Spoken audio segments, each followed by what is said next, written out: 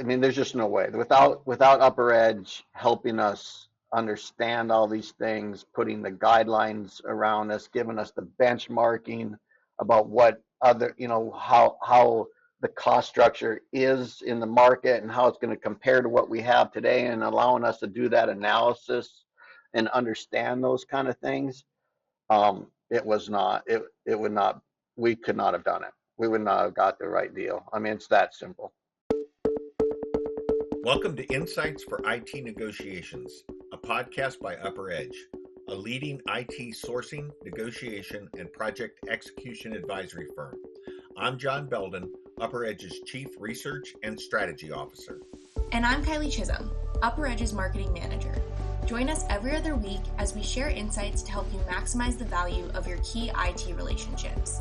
In each episode, we'll delve into the topics that matter most to IT decision makers and sourcing professionals. Hello, everyone, and welcome back to the UpperEdge podcast, Insights for IT Negotiations. I am joined once again by my co-host, John. John is the Chief of Strategy and Research here at UpperEdge. John, how are you doing today? I am doing fantastic today. It's always good to hear, John. We have a really exciting conversation ahead of us. Number one, we're joined by someone in-house. We are joined by our Chief Advisory Officer, Len Riley. Len, how are you doing? Doing well. Good morning, Kylie. Good morning. And then we are also joined externally by the Director of Technology Strategy from OG&E. We are joined by Kevin Lagge. Kevin, how are you doing? I'm doing great. Thank you for having me. Yeah. We have a really exciting conversation ahead of us all around OG&E's huge transformation journey. So without further ado, John, do you want to get us rocking and rolling on this conversation? Yeah, I'll be happy to, Kylie. Yeah, I mean, both Kevin and Len, I really appreciate you joining us today on the podcast. You know, it's not often that you get a chance to talk to somebody that has survived a transformation, and I would say thrived in a transformation, Kevin, with you. And you know, if they gave away gold jackets at the end of a career for a transformation, I'm sure, Kevin, you would be getting your gold jacket in 5 years for this effort. So I'm really, really excited to have you on here with this, because like I said, it's not often you get to talk to somebody that made it to the other side. So maybe if we start off, Kevin, maybe you can just give us the 100,000 foot view of the program itself with Oklahoma Gas and Electric, and kind of what the journey looked like. Well, thank you. Thank you for that great introduction. The journey at OG&E started, like you said, many, many years ago, over 5 years ago. And what we were up against was not only SAP wanting, having to upgrade their technologies and change out the old technologies that we had implemented 25 years ago, over 25 years ago, with all of the enhancements and changes and everything that we have done to the system over the years, and all of the issues that we had because of that. We started with that vision of upgrading or getting our systems and our technologies in line to make help us in the future. And so that was really the most important thing, is that we wanted to be in a position when we're done with this upgrade and mandatory really technology change and upgrade, that we were in a position that we could make better decisions in the future, be able to help our executives see what's going on in the company, and really be in a place that allowed us and OG&E to prosper and serve the customers in Oklahoma. So, I mean, the journey started off with just, we have to do this kind of thing. We need to be in this position, and a couple of years of planning about what the technology would look like, and how we close the gaps between the coming technology and what we had, and really a lot of conversations with SIs and different SIs to see who could help us and who was going to be the best partner for us as we on this journey. And so, when you're starting off, there was a lot of uncertainty. inside the organization. There's a lot of, we know how technology programs go. So, and the risks of not meeting budgets and staying on time and getting people aligned to make the changes that come with upgrades and new technologies. So, the the journey across that whole time period was one of excitement and dread and fear and also just what the future could hold, right? So Yeah. it was very exciting. Yeah. Kevin, I'll make a comment. Lots of times I think companies get asked the question, how do you know you were successful, right? And did you get what what you were expecting? And I would look at Kevin, and I would say, well, the measure of success here is you weren't in the news. Right. Yes.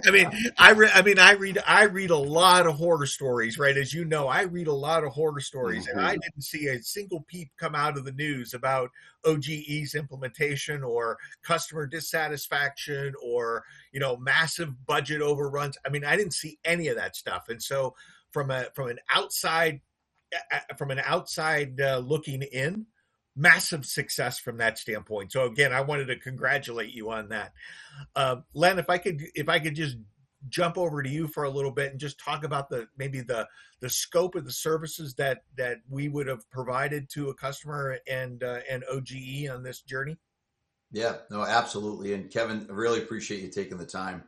It's nice to step out of the trenches a little bit and reflect. But I appreciate you putting your faith in UpperEdge. But for those that may or may not be familiar with UpperEdge, we support organizations through the transformation journey that Kevin, you described, which is, and there's three fundamental phases from our point of view. We've got that kind of strategy phase 0 phase where we help organizations through, as we did with you all, prudency reviews. And as you're taking those numbers and those expectations up to your board or to your regulators, helping organizations get a third-party external view as to what your consultants are telling you, right? And that phase 0 part of the journey is the cornerstone of expectations that are set. So UpperEdge helped OG&E, and we help organizations do those prudency reviews, develop integrated sourcing strategies that come out of that phase 0, which leads me to the second phase, which is the sourcing phase, right? These transformation journeys are typically comprised of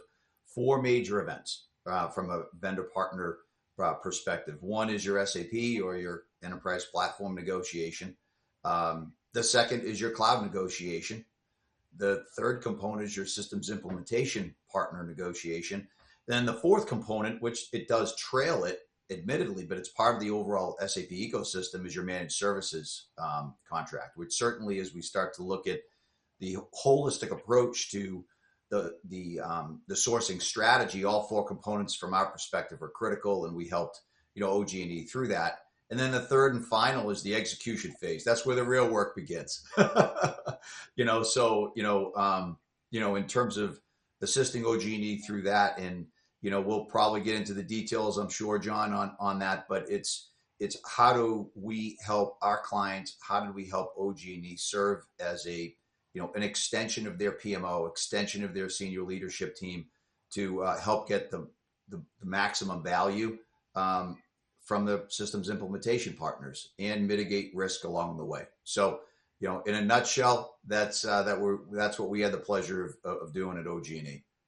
So yeah, thank you, Len. I really appreciate that. And so let's talk a little bit about this journey, because lots of people represent the transformation like a journey, and you see big roadmaps and you see things like that.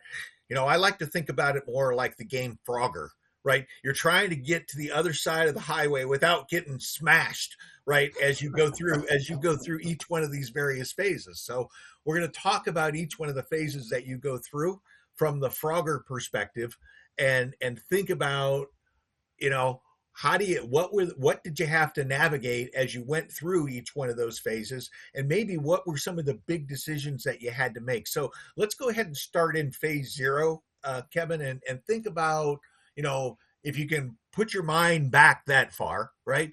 What were some of the big decisions that you needed to navigate? And I'm glad you said uncertainty, because that to me is the biggest challenge that any company faces, is uncertainty and complexity in phase zero.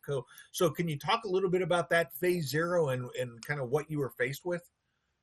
Yeah, well, there's what happens in phase zero is what impacts the whole program, right? And you have to make the decision quick enough so that you can move the program forward, but you have to make the decisions that allow you to be successful in the future. And I think that's one of the things that UpperEdge really helped us with, because first of all, you have the technology decision. Are you going to be on-prem? Are you going to be in the cloud? Are you gonna, how much are you gonna do? What's your scope? How big is it going to be? There's just are you gonna replace the peripheral systems and integrate everything together? There's just so many decisions from a technology perspective right off the bat. And if you're gonna change the system over here, how is that going to impact the system over here? And what are all those things? All those technology things are they just get overwhelming. They can seem like they get overwhelming. And then technology has changed. So then you got to say how far down the technology road are we going to go, right? And how much can we absorb from individuals? And that's before you even start talking about who's going to be your partners and who's going to help you down this journey. What SIs and what are their skill sets? What are the hidden things inside the contracts that we don't know about? And all the other things that, just get very complicated. And, we had a great team at OG&E, that leadership team, that had a great understanding of the business. But we don't do huge implementations every day or every year or every 10 years, right? These are once in a career kind of programs. So having UpperEdge help us lay out, here are the things that you need to watch for, here are the areas where you should be thinking about. Here's how you think about in phase zero, get these things solidified, but have the flexibility and the ability to change and to adapt, so you can get through those cars coming across, that you're dodging as you're coming. Here's how you create that flexibility in what you're doing. And so, that's what we worked on. We worked on the ability of setting up a program and a program office that had the right elements in it and the right support from our SIs, but then from the governance standpoint, how UpperEdge helped us negotiate the right deals, the right flexibility, and then helped us maintain it, manage the program all the way through. And that phase zero is where all that happened, right? You cannot put enough stress on getting that right and making those decisions up front, with the ability and the flexibility in those decisions to be able to adjust as you go forward. And that's how it has to be done. So Kevin, if I can drill down in one little aspect here, and I know lots of clients, from my perspective, underestimate the amount of time it's going to take to socialize the big decisions within an organization of what the scope's going to look like and what we're going to do and how we're going to do these things. If you're comfortable talking about it, can you talk a little bit about kind of the process for socializing what we're going to do at OG&E, and how you navigated the buy-in to launch the program to begin with in the first place, because that's the ultimate outcome of a phase zero, right? Is Yeah. can I convince people to actually do this? Yeah. Yeah, I think that's a great that's a great point. And we had an executive steering team that was on board early, and we communicated often.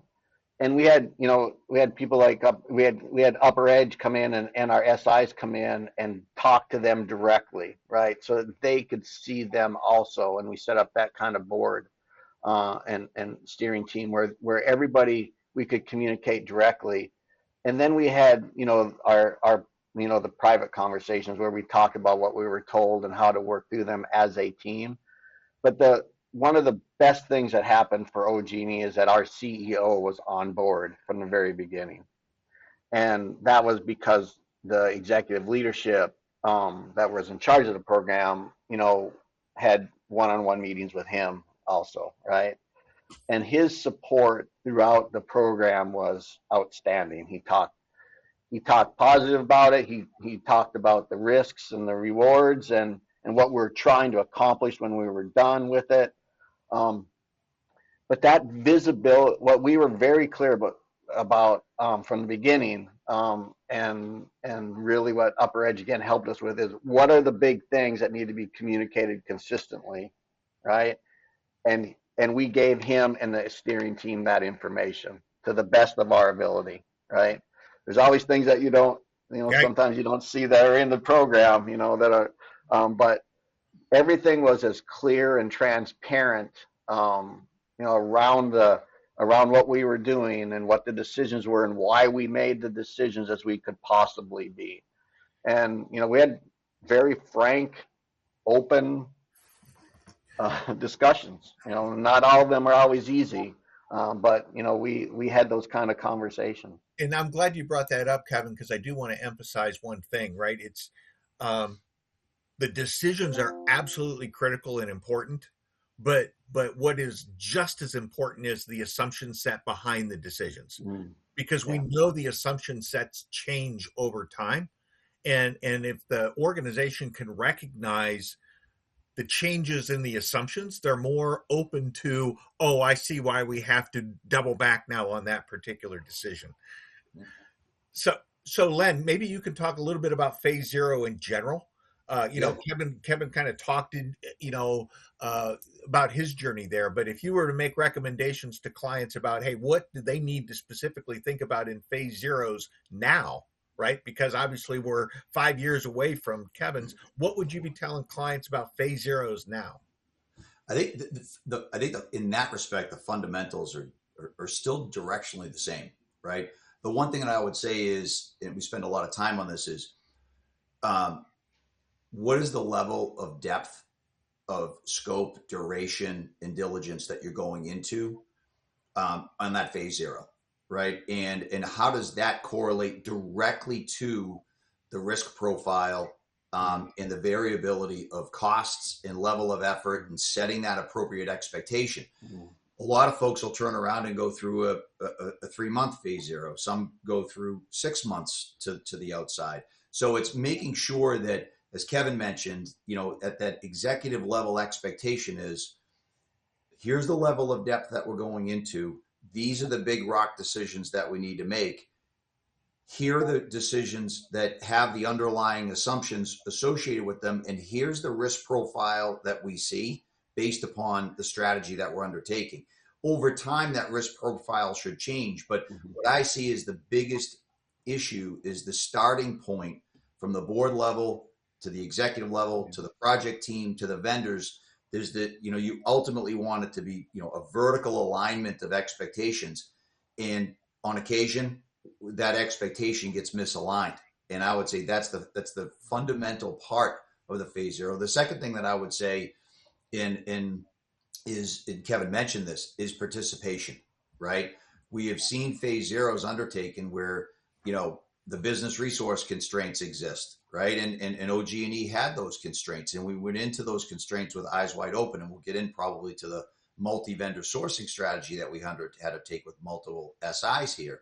But it's just the participation in that phase zero all the way through is absolutely two critical things that I would say, John, is to Kevin's point, once you're locked and loaded, you're going to be managing against those expectations, managing against those assumptions for the next, at least until the next major inflection, which certainly we can talk about. So let's shift gears here a little bit. We've made it across our first lane of the highway, and you survived your phase zero, and you got that project launched. And now we're going to deal with SAP. And Kevin, I would say you guys were one of the pioneers of, the S4 RISE implementations at the time, and I could probably say some companies still today are pioneers because of how far SAP is actually penetrated. But you guys were one of the first. And I would be very interested in kind of your look back at the negotiation with SAP and the RISE deal and kind of your lessons from that. And then I'll flip it to Len and say, all right, so tell me about 2026, Len. But let's start with you. Let's start with your pioneering views of working with SAP and RISE. Working with SAP and negotiating and trying to understand SAP and their contracts and their technology is one of the most complicated things a purchasing organization will ever do. It's almost impossible, especially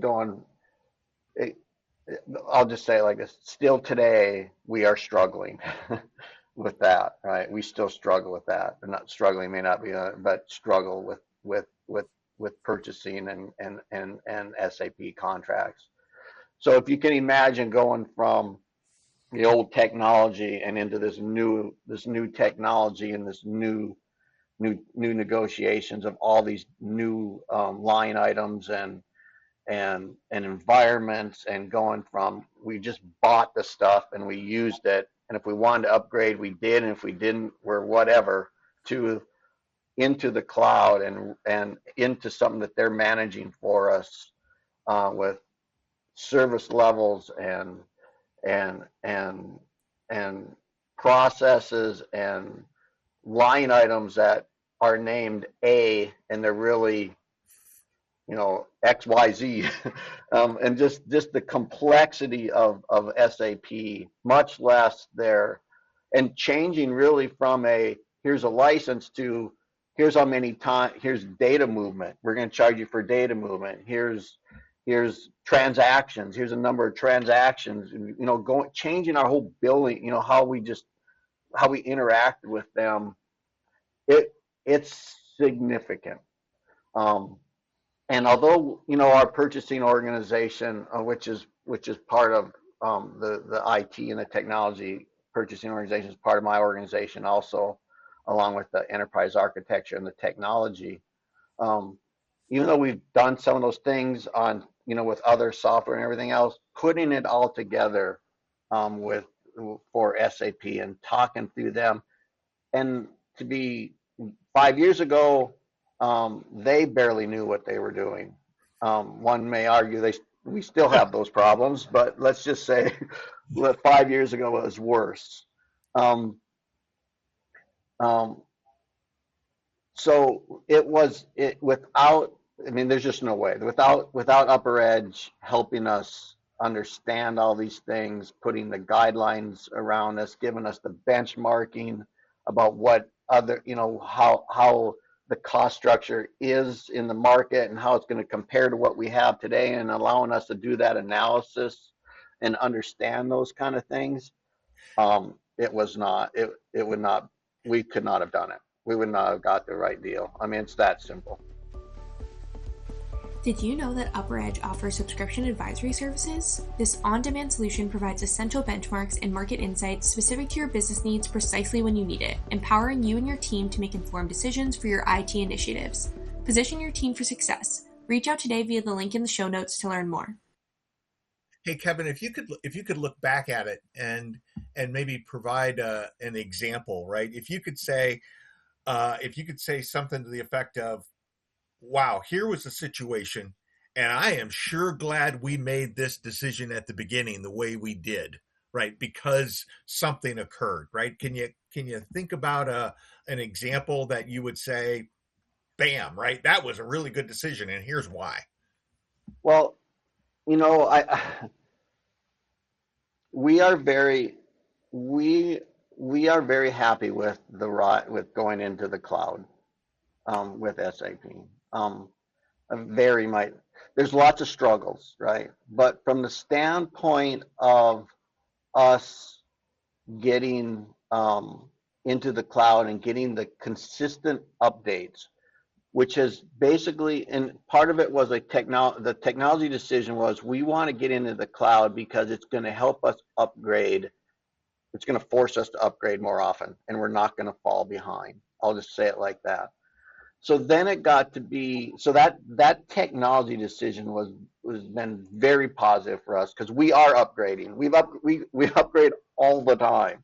Now we don't like how we upgrade all the time about our communications from SAP and everything else, but upgrading all the time is very important to us from that standpoint. But so then it became what are the terms and conditions and the cost and everything else that we need to understand to be able to do that.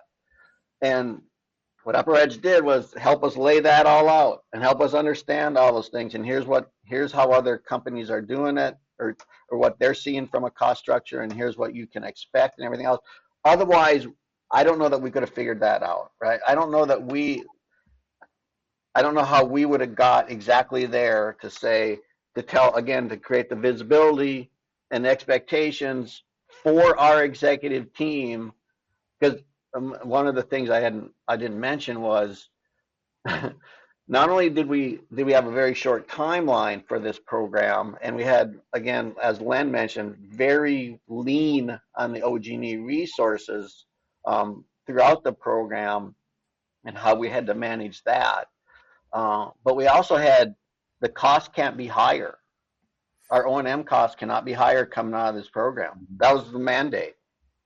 Well, if I'm sitting there trying to negotiate a contract with SAP, and I'm going to tell my executive in our company, I'm going to save you money, or I'm going to be flat or save you money, without any understanding how it was going to impact us, that it would have been an impossible task for me. And so, as we negotiated and we got clarity. And UpperEdge said, this is what it's going to cost. This is how it fits. This is what you need to do to get this cost better. And then we ran that into our models. I was able to show our executive team that, RISE, we're going to get the benefit of having continuous technical upgrades, and it's not going to cost us any more money. Now, we updated around that program, around that technology with other technologies inside the company, which is, has cost us money. But the SAP instance and where we're at an instant with SAP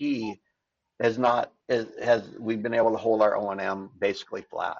Yeah, it was amazing. And John, if I can jump in on that, and I know you'll get there, that is a huge hurdle, which you were able to overcome. But kudos to you guys for being able to do that, Kevin, because not a lot of organizations, and SAP is struggling in a lot of organizations to meet that threshold. But sorry, John, you're driving the train. That was where I was going to go. It sounds like the big decision was the ability to actually establish the guardrails with which SAP was going to be able to operate in order to be able to make sure that you didn't actually go outside that, I'll call it those cost constraints. Len, can you talk maybe a little bit more about now? Okay, Kevin has said, hey, I'm not even sure SAP knew what the heck they were doing back 5 years ago with this S4 RISE. How has it evolved, right? I mean, what does 2026 look like for customers thinking about negotiating RISE deals? Yeah. And what I would say, just as a prep to preface that, John, is we're constantly learning, right? We learn with our customers. We provide advisory support in that way. But we learned a lot. I think SAP has learned a lot. The systems integrators have learned a lot. But in today's world, What clients have to get right, or the diligence they have to conduct, is in 4 specific areas. Okay. The first one is around the technical aspects, right? So moving from that on-prem environment, to the cloud, the sizing that's associated with that, and the things that Kevin mentioned and alluded to. The second major thing is the operational side. It's when you start going from, hey, what does my managed services environment look like today? What does my internal operations look like today? What is SAP going to assume versus what I'm doing? Diligence in the operational side is critical to happen simultaneously with that technical evaluation. Then there's the contractual. And then Kevin mentioned this, right? Going from an on-prem license to a subscription-based license deal it's a monumental shift. And a lot of organizations are sitting there saying, look, we've invested tens of millions of dollars over, decades with SAP. And I want to make sure the conversion of the value that I had before is at least equivalent to the value that I have today. And oh, by the way, as SAP comes to market with new enabling capability, I don't want to be paying a premium for what I've already bought, nor do I want to have cost uncertainty with respect to new solutions that are associated with the RISE. And that comes down to the pricing aspect, particularly as it relates to AI, right? So there are issues there that we need to look around. And that was the biggest thing with Kevin and the team, was how do we keep predictability? Because coming onto that phase 0, the margin for error was very small. The expectations were very high.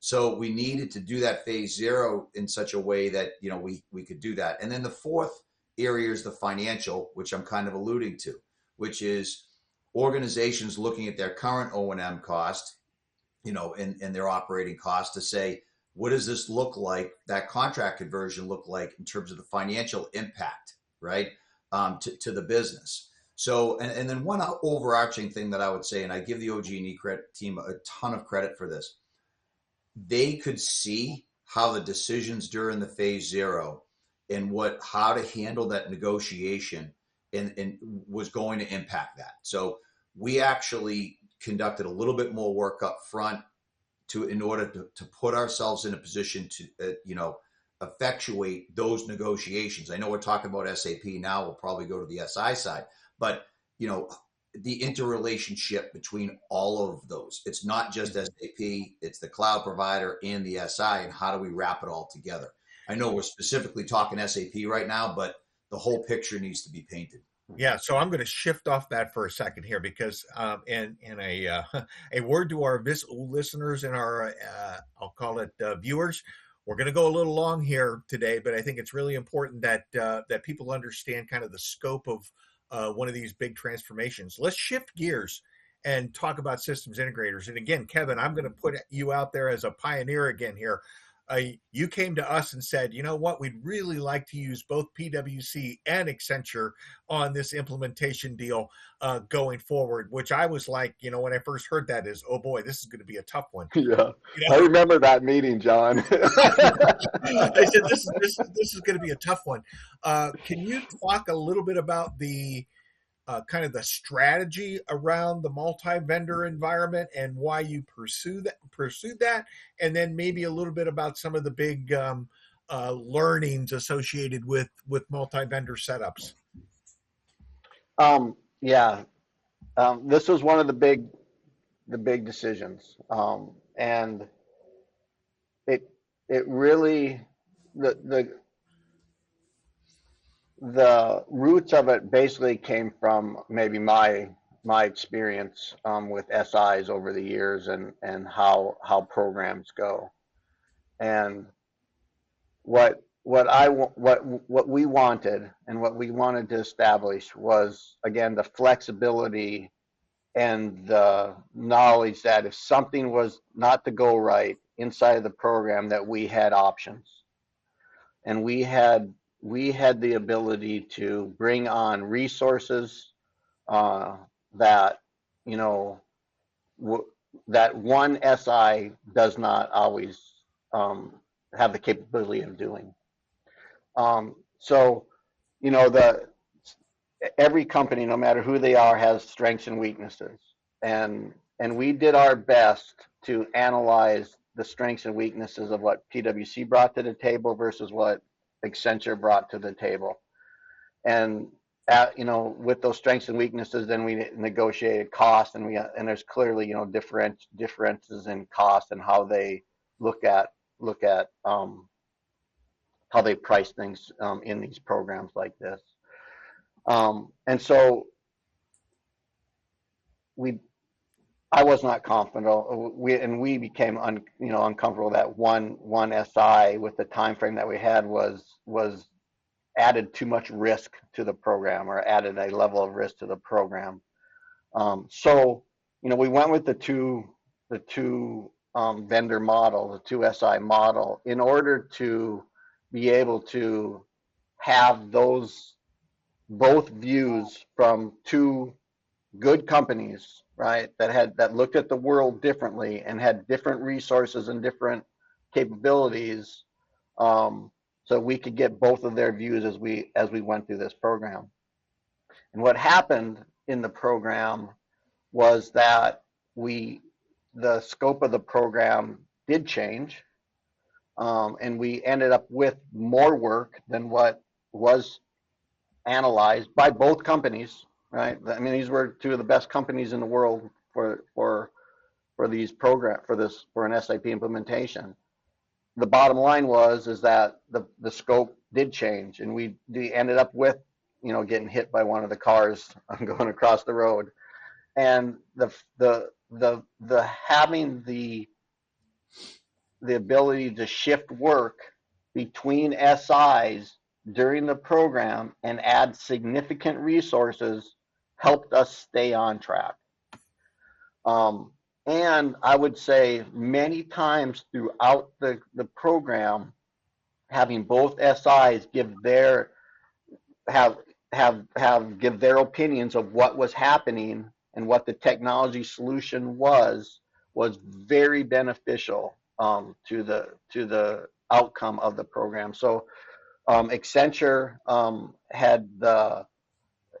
was our AIS supplier, our AMS supplier. We call it AIS here. It's our support system. And so they were gonna take over everything once the program was done. So we knew we wanted to have them.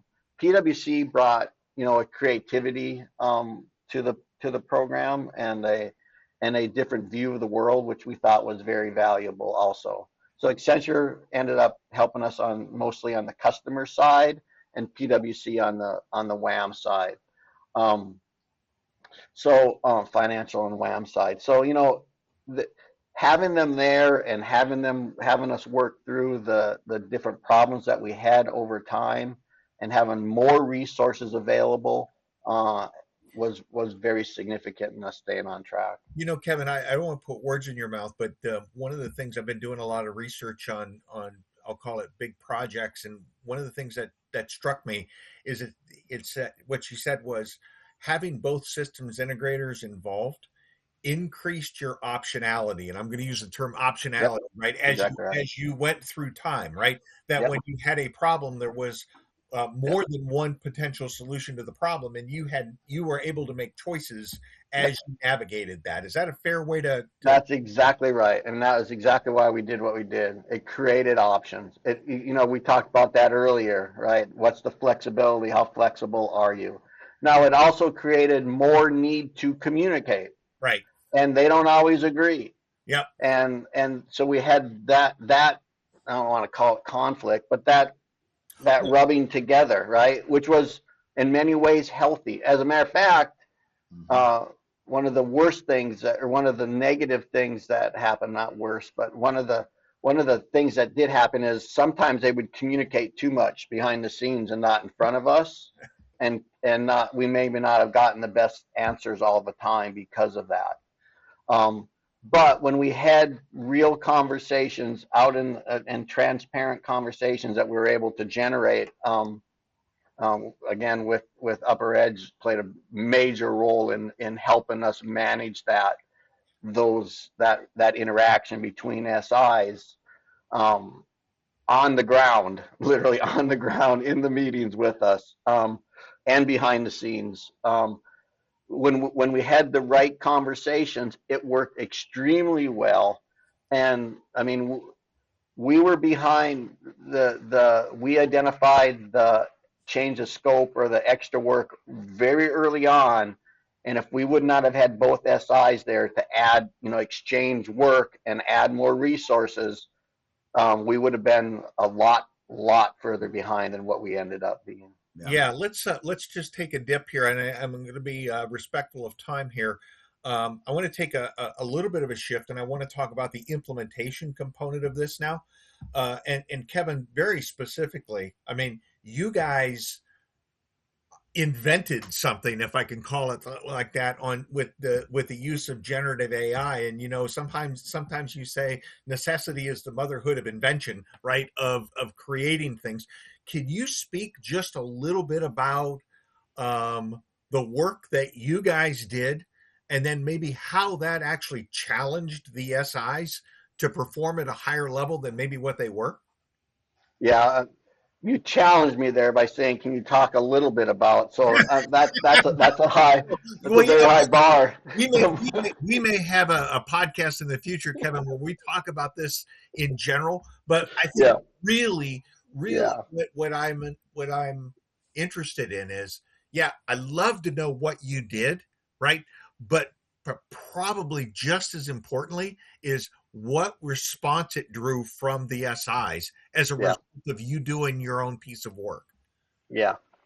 So what we did is we started falling behind in the program, both in developing the functional specs, the technical specs, and the code. And so we were starting to fall behind.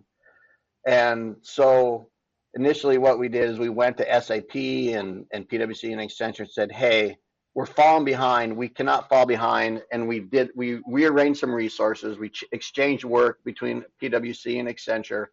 We did that, like, I'm just going to make up, I can't remember what year it was now, but we did that like in August. We started back in May. We started falling behind over the summer. In August, we said, "Hey, well, let's rearrange August, September, let's rearrange work." After we rearranged work, and kind of balanced out the workload and added more resources from both companies, and kind of basically maxed out what each company was capable of doing from a resource level, we still were not making enough progress. And so what OG&E did is went to them and said, "Hey, look, we can't fall behind. This is millions of dollars a month. We cannot fall behind, and we're falling behind. How are we going to do more?" And they really had maxed out what they could do, what they could manage. They had hundreds of people all over the world working. They maxed out. So we went to them and said, "Hey, look, let's try AI."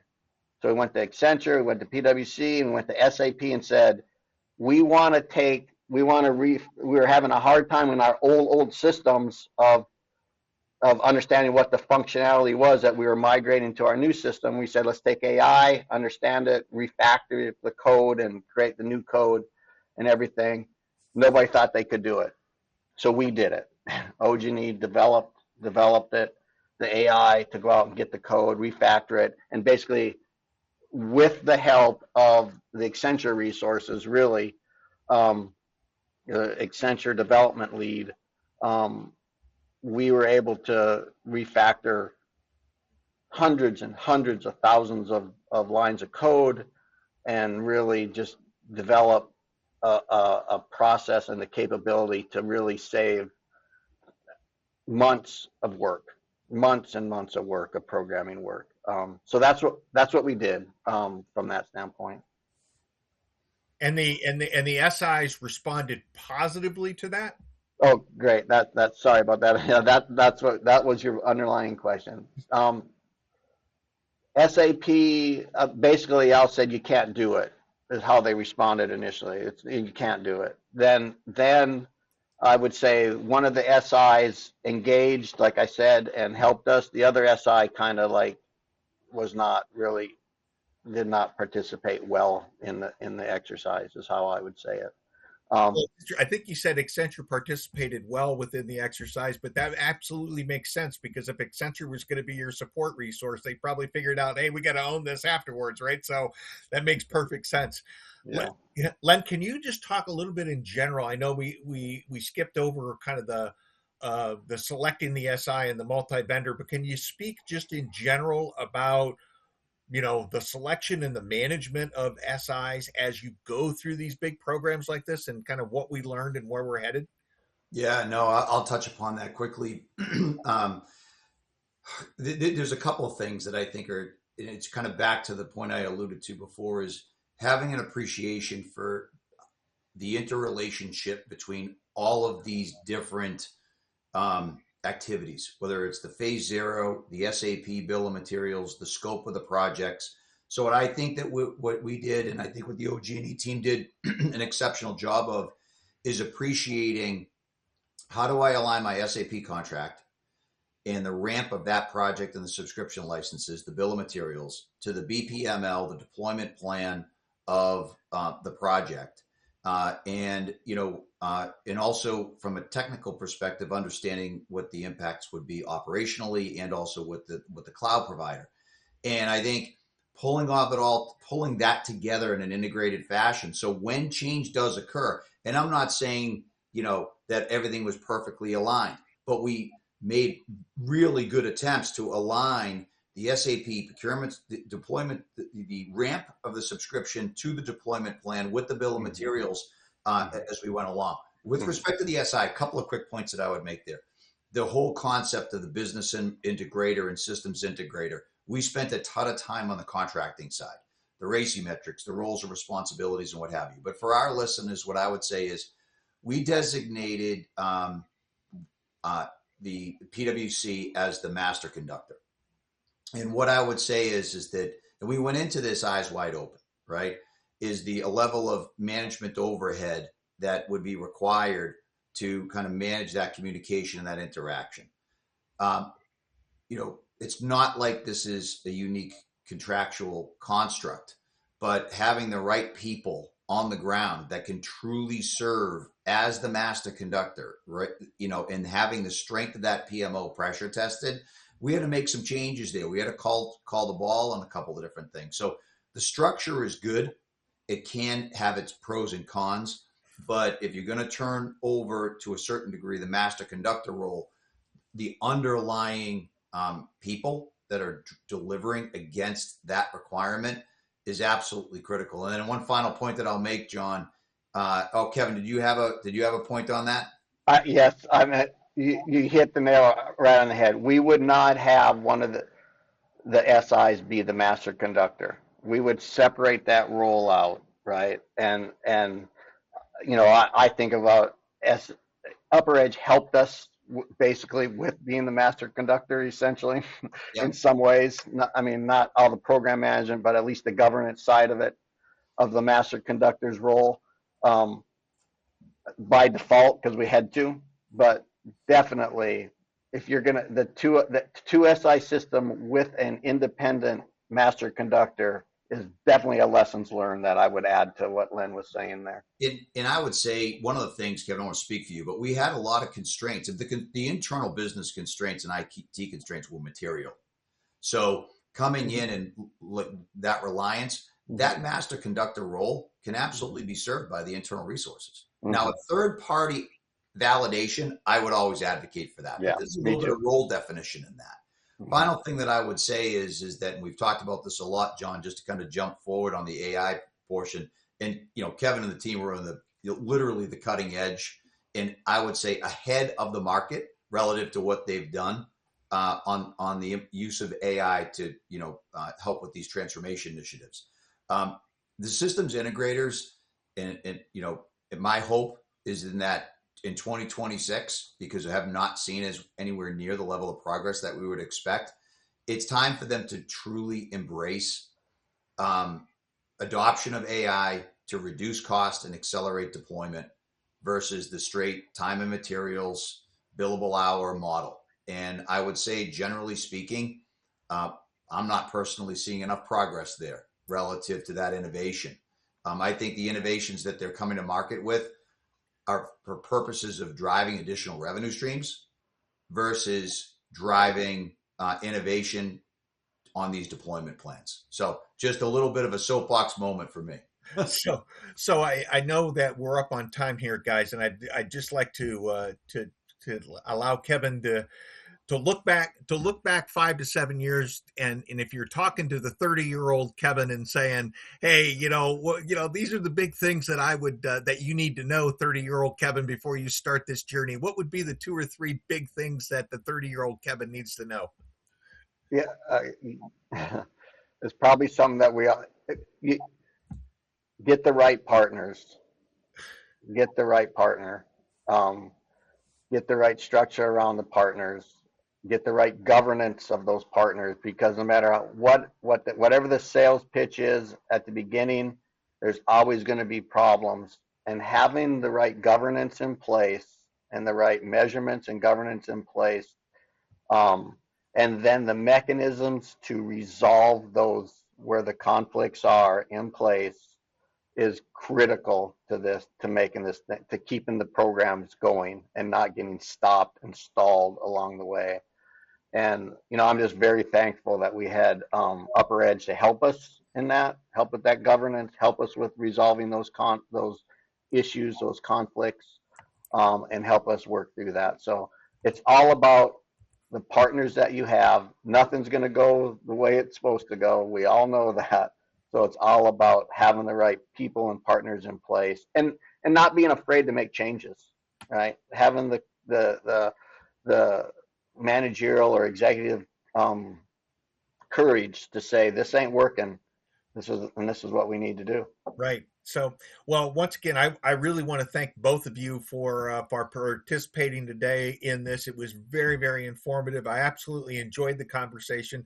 And Kevin, again, I'll be sending that gold jacket out so that you can put this on as you go into the implementation Hall of Fame. Yeah, well, thank you. And I would love to have a conversation about not only the AI that we did in the program, but the AI that we're doing today to even, take it to the next level. I mean, I think it's industry changing for this, for the industry. And I think it's very important because, if the SIs don't want to drive it, the other people in the industry are going to drive it. And so educating and understanding what that means is really important, I think, for all of us. Awesome. Well, thank you guys so much. That was a really great conversation, a great one to be a fly on the wall for. So hopefully our listeners have found it to be just as valuable. I will go ahead and leave some resources in the show notes below, specifically a white paper that really outlines this 7-year transformation journey. So listeners can dive into more reading on the subject, and we'll definitely have you back, Kevin, for that AI episode because we have a lot to chat about there. And thank you everyone for listening. Thank you for listening to Insights for IT Negotiations. This episode was hosted by John Belden and Kylie Chisholm and produced by Mike Brown. Be sure to subscribe to the show wherever you listen to podcasts so you never miss a new episode. For more information on IT sourcing and risk management strategies, visit UpperEdge.com and subscribe to our monthly UpperEdge newsletter. Thank you for listening.